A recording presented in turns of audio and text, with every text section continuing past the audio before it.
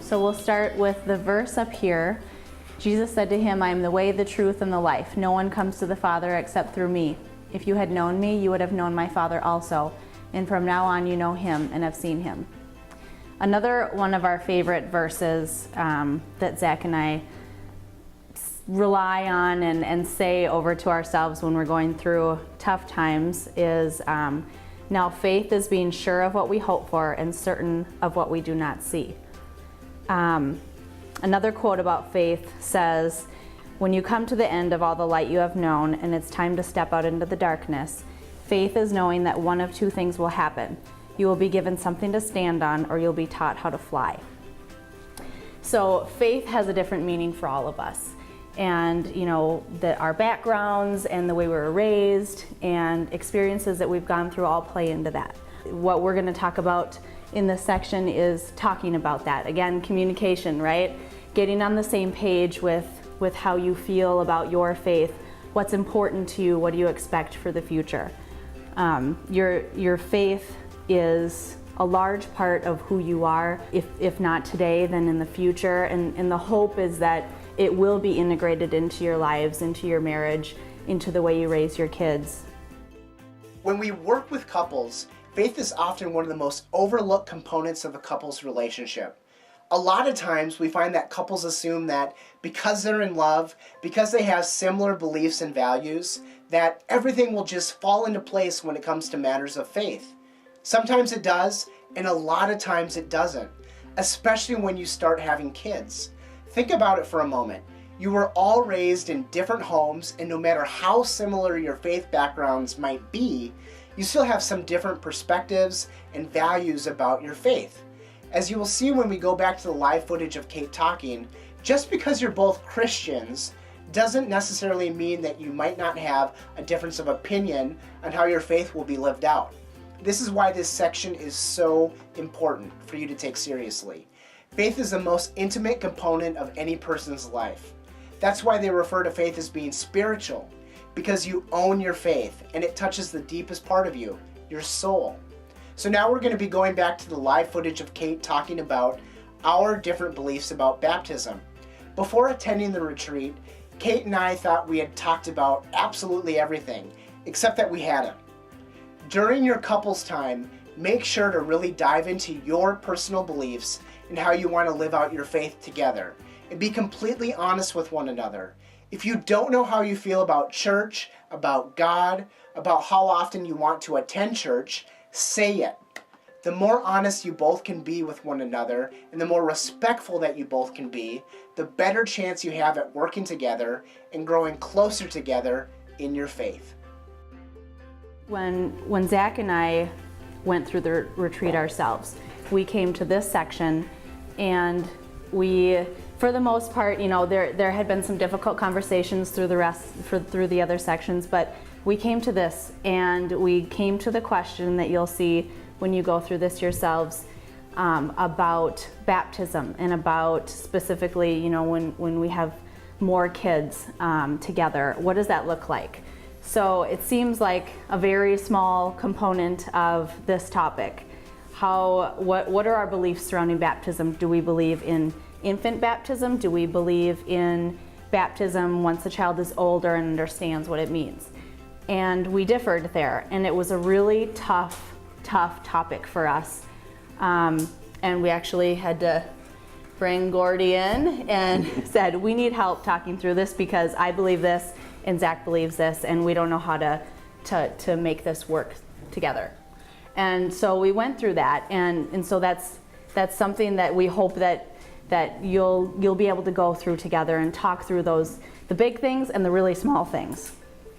I like this example of faith and trust because they go hand in hand. And so when you're thinking about your belief in God, you have faith in God. Hopefully you can pray and ask for certain things and feel confident in that prayer. Trust is another component. So there's a story about a man who was attempting to cross Niagara Falls on a tightrope. He had done this before. He was an expert. You could say, sure, he would be fine doing this. He was going to push a wheelbarrow across. So he asked his audience, do you think I can do this? They said yes. Then he said, if you think I can do it, get into the wheelbarrow and let me push you across. That's trust. So they had faith. Sure, he can do it. Do you trust me to push you across? That's a different story. So, when I heard that, it made sense to me, because sure, I have faith. We have faith in God. We believe that God is there for us, that we can pray, and we feel confident in that. But do we actually trust that He'll deliver, that He'll answer our prayers? And it's a whole nother level. Couples who worship together on a regular basis have a greater chance of staying together than couples who don't. I think the reason for this is a pretty simple explanation. The more that you're getting involved with a community of people who you worship with, the more support, love, and leadership that you're surrounded with. Like we talked about in the friends section, the people you hang out with, your peer group, is not only who you are, but who you will become. Becoming part of a vibrant faith community will bring you more connection, love, support, and teamwork into your marriage, because you are both supporting each other at your most intimate levels. Like Kate said, the way that you were raised really impacts how you view the church. Some of you were raised perhaps in a family like I was, where there was no question about it. Sunday morning you were in church, Lenten services you were in church. It didn't matter what time I got home at night. My dad would stand at the foot of the stairway and say, all right, time to get up, we gotta get to church. And no sympathy, no, you can sleep in today. But I know as a pastor, I've had many, many young people that have attended church and their parents have come maybe for their Christmas program. Some of you maybe had the experience of your parents dropping you off and then going and having coffee or whatever, and then coming back and picking you up. I don't know what experience you had, but it's important that you guys talk about your experiences with the church and with the clergy. Some of you maybe had really good experiences with clergy. Some of you maybe had really miserable experiences with clergy. When I was growing up, I was afraid of the pastor. Just scared to death of him. And he didn't do anything to make me feel, safe around him. Not that he was gonna hurt somebody, but he was just so gruff, and so he didn't really like kids, so, And so it's important to talk about all of those things. They might seem like little things, but they're actually the big things. And I don't know how many of you have been able to identify a home parish or a church that you look at and you think, this is where we want to go. This is a church that really speaks to us. And sometimes we have couples, one from the Catholic tradition, one from the Lutheran tradition, sometimes someone's from the E-Free tradition, someone's from the Lutheran, whatever it is. I say, you're adults, so you need to worship at your various churches, especially if you're from different faith communities, and then you need to decide where you want to attend, because if you can decide to do that together, then it's going to be much easier with your children.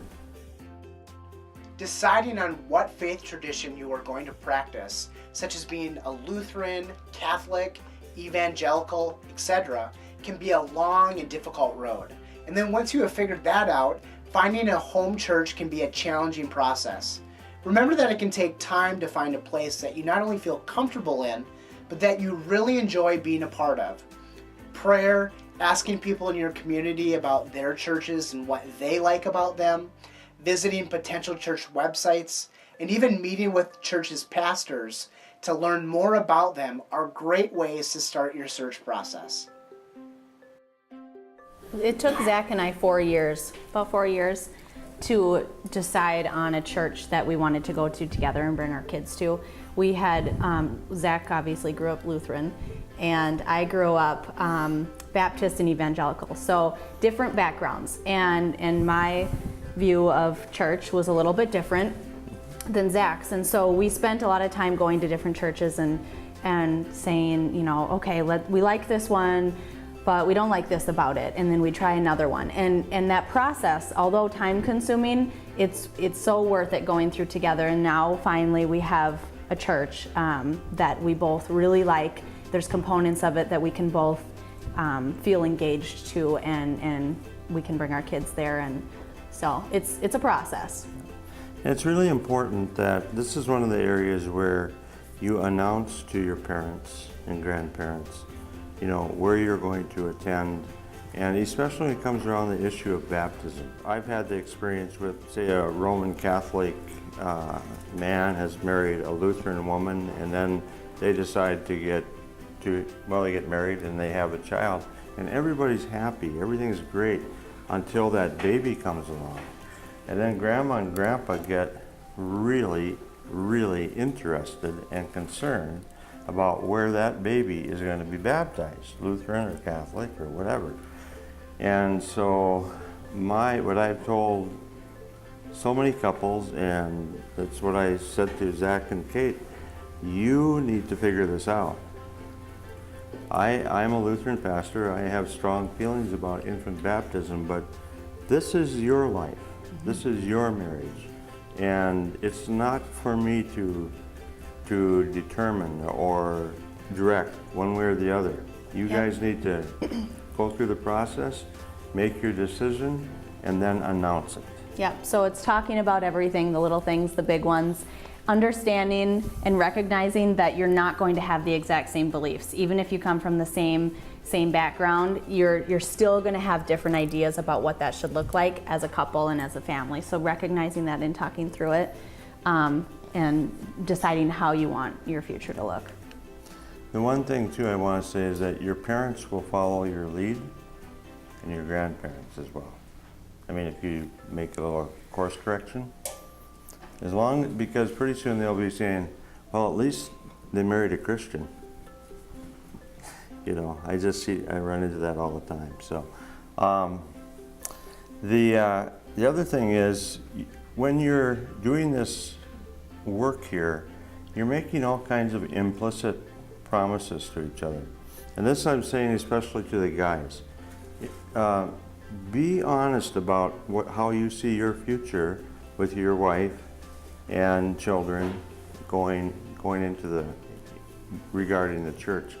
Because a lot of times what I've experienced is what I would call false advertising. It's like I've met with couples and he will say, yep, I think it's important to go to church. Yep, we're going to worship as a family. Yep, we're going to do this. And then about 3 or 4 months into the year, I start seeing the woman all alone. And I can just sense her sadness.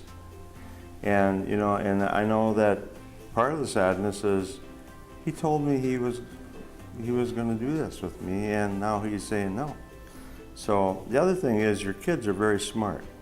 If mom is taking the kids to church and dad is staying home, or vice versa, it's not long before little Joey goes, Mom thinks church is important, Dad thinks it's a bunch of hooey. So you know, if you want your children to have a faith to fall back on, I've had the experience of standing at both of my parents' graves, and also both of my in-laws' graves. And one of the things I can tell you that it was the hardest for me was my dad and my mom were both buried in the middle of it was like February, and it was cold, you know, out in a small rural cemetery, and snow blowing all over, and to leave those caskets, go back to the church and have those wonderful women say, come on, you gotta have something to eat. I could no more eat than fly. They just buried my dad, for crying out loud. You know, we just buried my mom. And so what I'm saying is, but what they gave me was, they gave me the tools through raising me in the faith to be able to have something, a resource greater than myself to ask for encouragement and strength to continue on. That's what I want my children to have, and their grandchildren. So you always need to take the long view on these things. Just Thursday, I had the funeral for a 54-year-old who had an aneurysm, was gone in his sleep, went to bed, never woke up. And he's got a 19-year-old and a 13-year-old. And if it weren't for their faith, I don't know how they would get through this. I really don't. To wrap up the section on faith, I want to cover the last 3 key points that we have for this section. Key point number 6, you need to talk about how you feel about other religions. Today, our world is more connected than ever.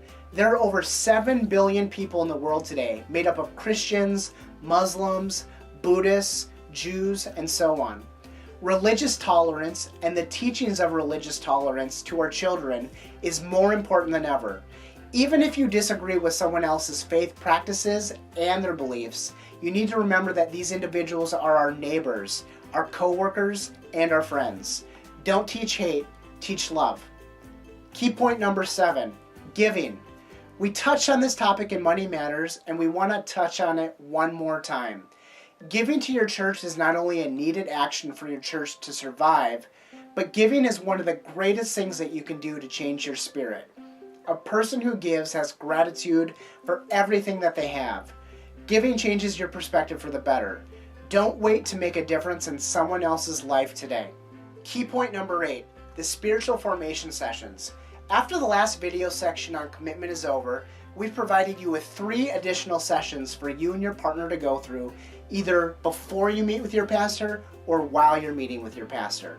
The spiritual formation sessions are designed to create additional discussions for you to make sure that you're both on the same page when it comes to matters of your faith. Make sure not to overlook this section. Like we said throughout this session, faith may seem like one of the small things in your relationship. However, it's actually one of the biggest components to helping you have a fulfilling and lasting marriage. There's a great quote by Dave Willis who said, "On your deathbed, your faith and your family will be all that matters to you. Don't wait until then to make them your top priority."